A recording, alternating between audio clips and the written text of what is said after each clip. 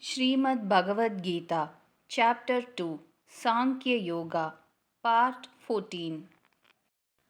Arjuna puts the question about the illumined one whose intellect has crossed the mire of delusion and who has become steadfast and firm in meditation on God. Arjuna uvacha sthitaprajnasya ka bhasha samadhistasya keshava stidadhi kim prabhasheta kimasita vrajeta kim. Arjuna said, O Keshava, what is the mark of the man of steadfast wisdom established in God? How does the man of firm wisdom speak? How does he sit? And how does he walk? Here, Arjuna asked about the mark of the man of steadfast wisdom. Before this, he put question about the nature of intellect and actions as he had some doubt about them. Sri Krishna Paramatma in 52nd and 53rd verses said, after crossing the mire of delusion, when your intellect has become steadfast and firm in meditation, you will attain self-realization or union with God. Hearing this, Arjuna wants to know his mark when he attains self-realization. He becomes a man of steadfast wisdom. He has another doubt about action and knowledge which he will ask. Had Arjuna put a question regarding his doubt about action and knowledge in the 54th verse here, then his question regarding the mark of the man of steadfast wisdom would have been much delayed. Samadhishtasya. Here, this term has been used for the person who has attained God realization. Sthita pragnasya. This term has been used both for the enlightened, that is, God realized soul, as well as the striver. The striver who is of a firm resolve and who never budges from a spiritual path is also called a man of steadfast wisdom. The realized soul whose intellect is already steadfast is also a man of steadfast wisdom. Now the question arises while Arjuna put the question about the enlightened soul only, why Sri Krishna Paramatma included the striver too? The answer is that in the discipline of knowledge, aspirants generally develop disinclination for the activities. The perfect soul gets total disinclination. An aspirant of the discipline of devotion has an inclination to the recitation of divine name, meditation, association with holy men, and study of the scriptures, and so on. These activities are found in abundance in him. In the perfect state, only activities pertaining to God are performed. Thus, there is a vivid difference in the degree of activities of aspirants and realized souls in both the disciplines of knowledge and devotion. But in the discipline of action, the flow of activities goes on as usual without any change in both the stage as a striver and as a perfected soul. So there is a description of strivers from the 41st verse to the 45th verse and also from the 47th verse to the 53rd verse. Thus, in the context, the means by which strivers can be perfect soul have been enunciated and the marks of the perfect soul have also been described. Ka Bhasha. What is the description or mark of the enlightened soul? Sri Krishna Paramatma will answer this question in the next verse. How does the enlightened soul speak? Sri Krishna Paramatma will answer this question in the 56th and 57th verses. How does he sit? That is, how does he become dispassionate? Sri Krishna Paramatma has answered it in verses from 58th to 63rd. Vrajeta Kim. How does he walk? That is, how does he behave? Sri Krishna Paramatma has answered it in the coming verses 64th to 69th. Now Sri Krishna Paramatma in the next verse answers Arjuna's first question. Shri Bhagavan Prajahati yada kaman sarvan partha manogatan atmanyevatmana tushtaha Sthitaprajnastadhochyate. The blessed Lord said, O Partha, when a man abandons all the desires visiting the mind and is satisfied in the self by the self, he is said to be stable in wisdom. According to the Gospel of the Gita, a striver can attain perfection, that is, God realization, by any discipline, that of disinterested action or devotion, and so on, which he follows according to his interest and taste, and his perfection is described by that means only. Example, a striver following the discipline of devotion worships God constantly, meditating on Him with exclusive devotion. Therefore, in the enlightened state, he becomes free from the malice towards all beings. In the discipline of knowledge, the striver perceives himself detached from these gunas and is above them, and in the enlightened state, he sits like a witness firmly established in God beyond all the gunas, having risen above them. Similarly, in Karma Yoga, it is the abandoning of all desires that is important. Hence, the enlightened soul abandons all desires. In this verse, Sri Krishna Paramatma dwells upon this point. It means that desire does not exist in the self because the self is everlasting while desire is transient.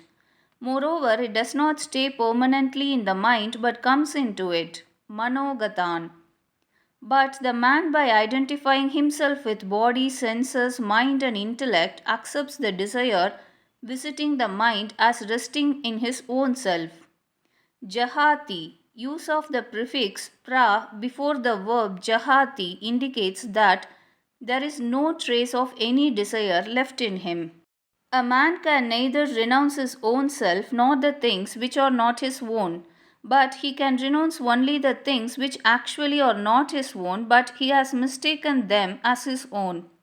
Similarly, desires don't exist in one's own self, but one accepts them as existing in one's own self, so he has to cast them off. The term kaman, that is desires, also includes the term sarvan, that is all. Yet, sarvan has been added to emphasize the fact that every fragment of all the desires should be cast off.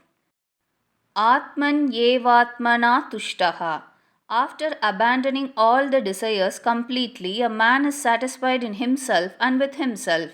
That is, he is spontaneously contented in his own self. Contentment is of two kinds, as a virtue and as a self.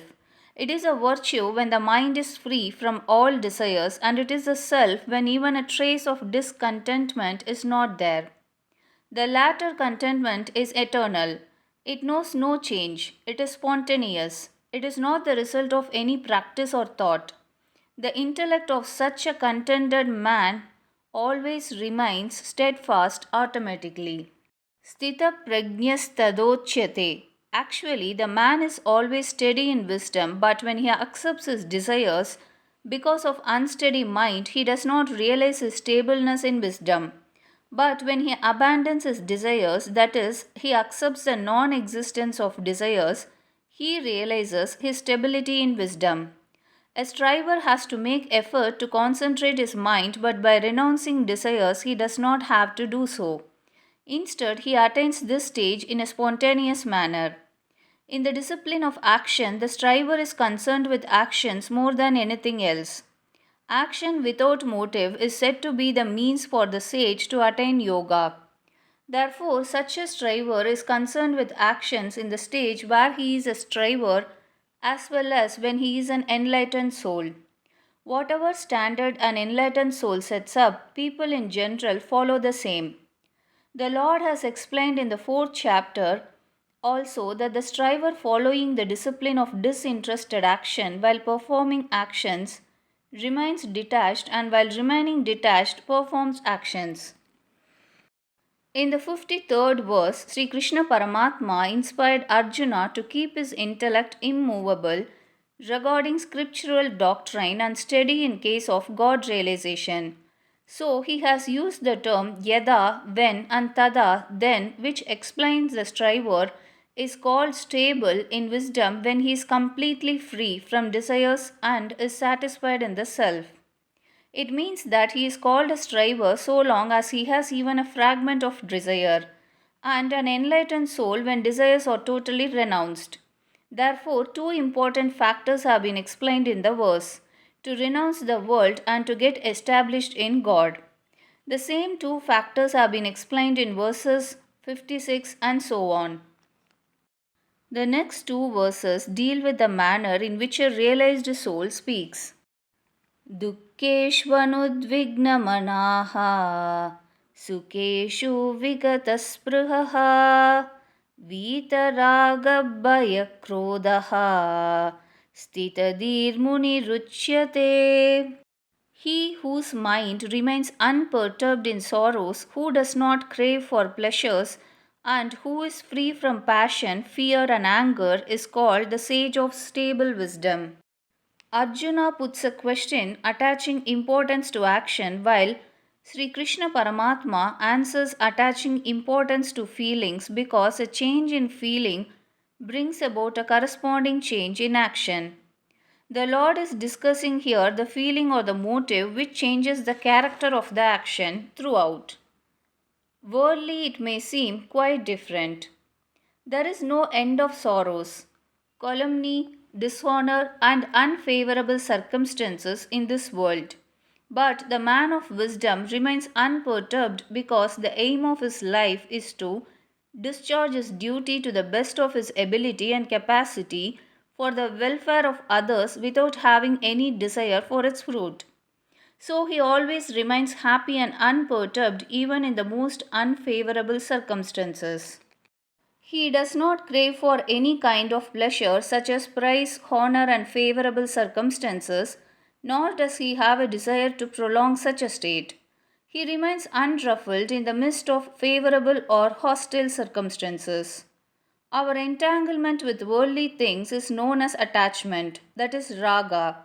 If a stronger person tries to deprive us of worldly possessions, it arouses fear in us, whereas if a weaker person does so, it arouses anger in us.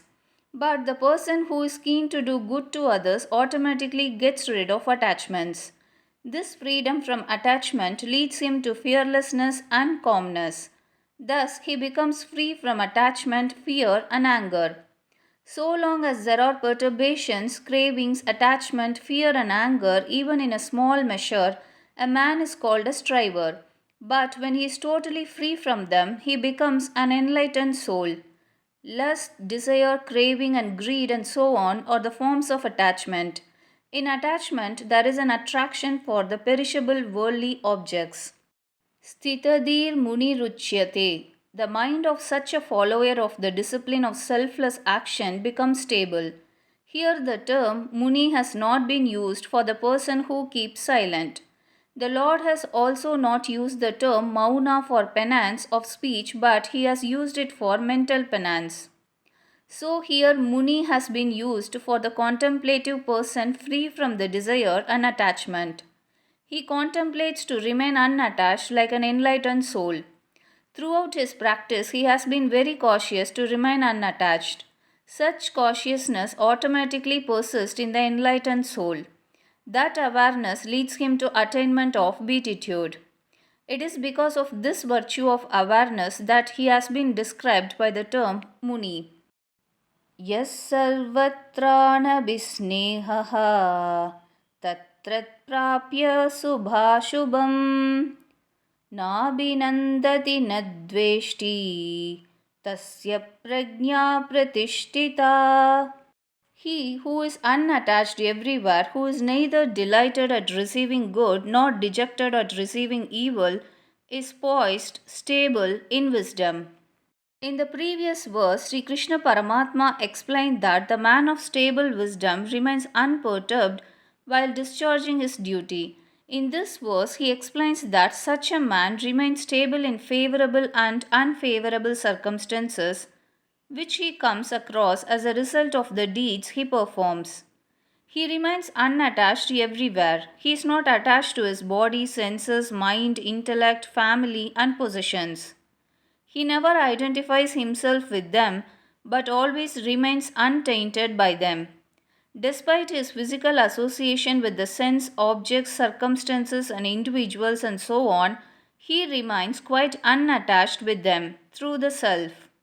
He remains untainted and unaffected by good and bad, favorable and unfavorable circumstances. Meeting with good or pleasant, he is not delighted. This delight means mental joy and expression of joy through words. Meeting with evil or unpleasant, he is not dejected. This dejection means mental suffering and despair and the thought why and how the situation has occurred and how to get rid of this unpleasant situation. He remains untainted in favorable and unfavorable circumstances which we get as a result of destiny. The expression tat tat signifies the meeting with all agreeable and disagreeable persons, incidents, objects, and circumstances that can possibly cause mental perturbations. He neither rejoices in them nor hates them whenever, wherever, and however he may meet with them. Tasya prajna pratishtita. His determinate intellect now becomes stable in God. He understands that he is entirely unconcerned with good and evil of the world because they always change while he always remains the same. There is no modification in the self, while in the evolutes of matter there is always modification. The man identifies himself with the body and regards the modification of the body as modification in his own self. But when he realizes the two as separate entities, his intellect becomes stable. The second interpretation is that limitless and endless God cannot be perceived by the intellect which is limited. So the intellect merges in God and then there remains nothing besides God. This is fixation of intellect in God or stability in wisdom. A karma yogi is ever active. Therefore, the Lord in the 56th verse mentions that he neither craves for success nor is he perturbed in failure, that is, pleasure or sorrow. While in this verse he declares that he is neither delighted at receiving the agreeable nor dejected at receiving the disagreeable.